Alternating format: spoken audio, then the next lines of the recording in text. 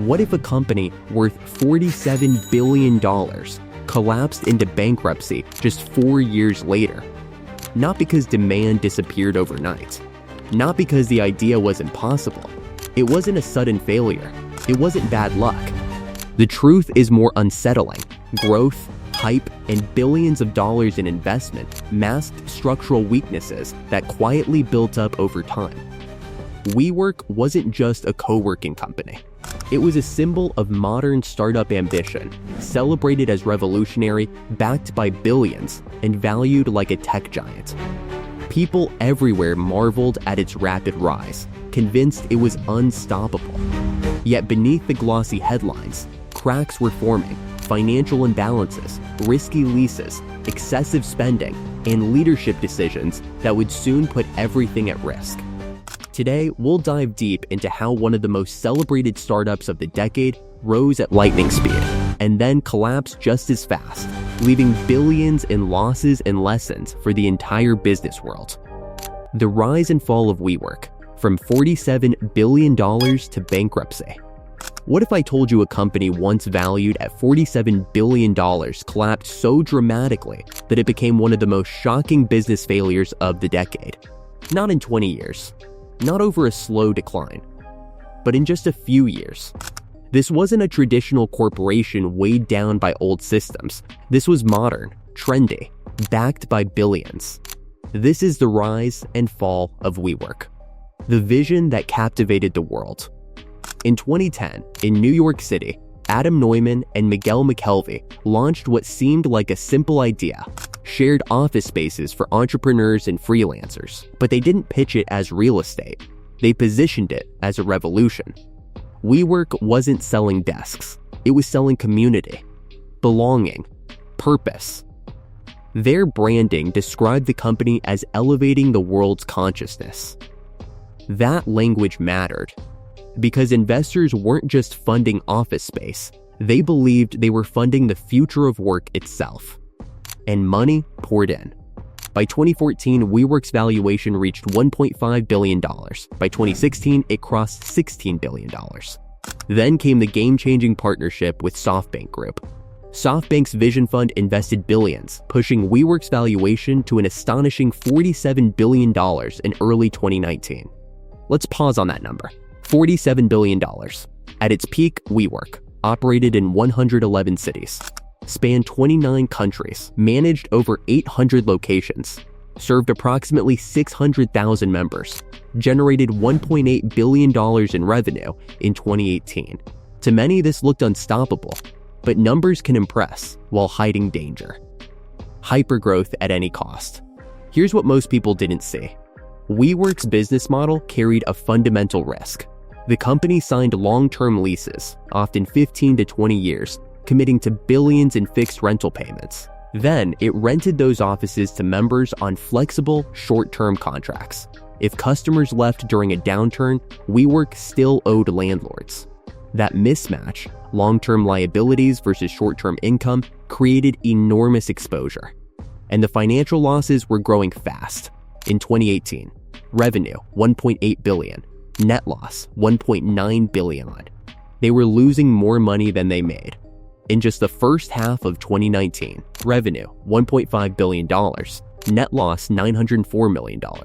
The faster they expanded globally, the more cash they burned. Between 2016 and 2019, SoftBank invested over $10 billion into WeWork. Instead of slowing down to stabilize finances, expansion accelerated. More leases, more cities, more spending. The story of growth drowned out the warning signs, until the IPO filing forced transparency. The IPO that changed everything. In August 2019, WeWork filed to go public. This is when the world saw what private investors had overlooked. The IPO documents revealed staggering details. The company had accumulated $47 billion in lease obligations. It posted $3.2 billion in losses in 2018. Corporate governance gave Adam Neumann extraordinary voting control. But the concerns didn't stop there. Neumann had personally borrowed hundreds of millions against his WeWork shares. He owned properties that WeWork leased from him. The company paid him nearly $6 million for the trademark We. Investors began asking uncomfortable questions. Was this innovation or was this reckless leadership? Wall Street analysts started slashing valuation estimates. Some suggested WeWork might be worth $10 billion. Others said even that was generous. From $47 billion to possibly under $10 billion, almost overnight. Confidence vanished. The IPO was pulled, and the collapse began. The leadership shakeup. September 2019. Under immense pressure, Adam Neumann stepped down as CEO. The valuation plunged from $47 billion to under $8 billion within weeks. Employees were stunned. Investors panicked. The media shifted its tone from admiration to scrutiny. SoftBank stepped in with a rescue package worth approximately $9.5 billion to stabilize the company. But bailouts don't fix broken fundamentals. They only buy time. And time was running out. A public comeback or delayed collapse? In 2021, WeWork attempted a comeback. Instead of a traditional IPO, it went public through a SPAC merger. The new valuation? Around $9 billion. Still far below its peak. Still carrying heavy debt. Still unprofitable. Then came another shock. The COVID-19 pandemic accelerated remote work worldwide. Demand for office space dropped dramatically. And WeWork's model, built on physical co-working spaces, faced its biggest challenge yet. Occupancy rates fell. Revenue pressures intensified. Lease obligations remained. Losses continued mounting.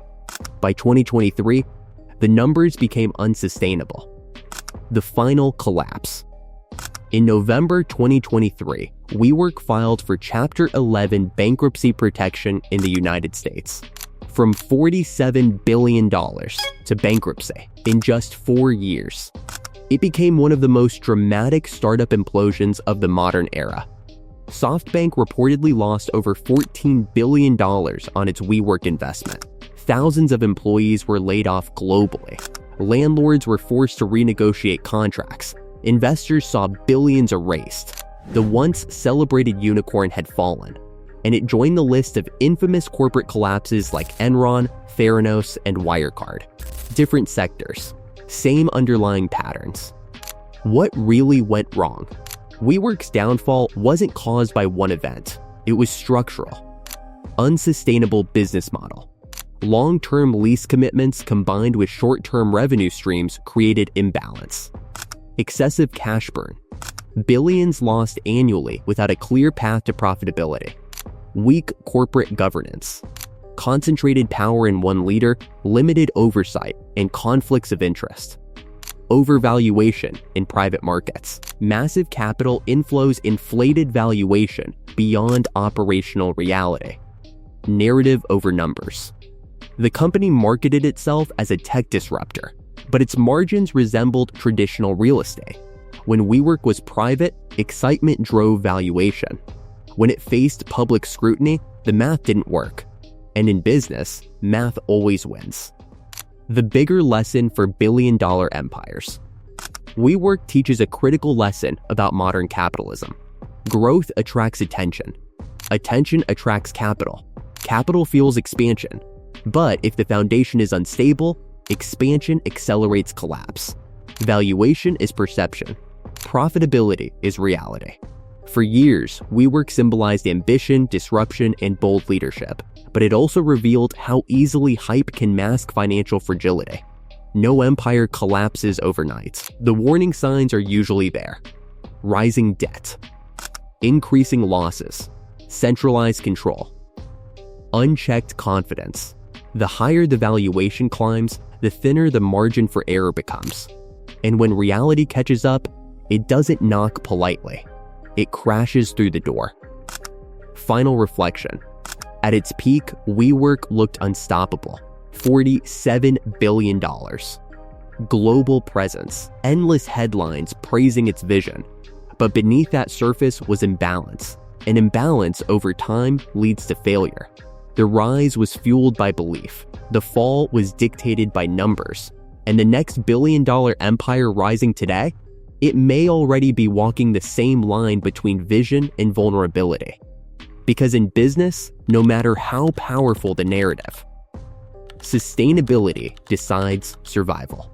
Thank you for watching. If you want more videos like this, like the video and hit the subscribe button. We'll see you in the next video.